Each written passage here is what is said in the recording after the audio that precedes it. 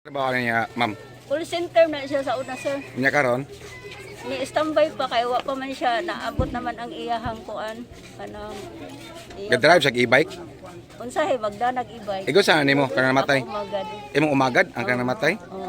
Mao ba? Unsa may kanang kuan niya kanang panginabuhi ron.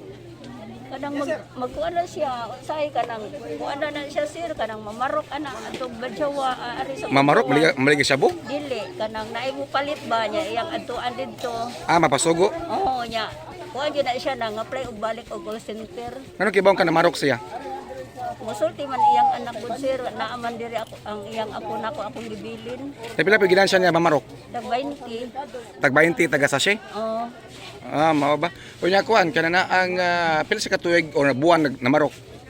Abag pa sir ay mga 3 months pa. 3 months pa siya namarok. Oo. Mao ba?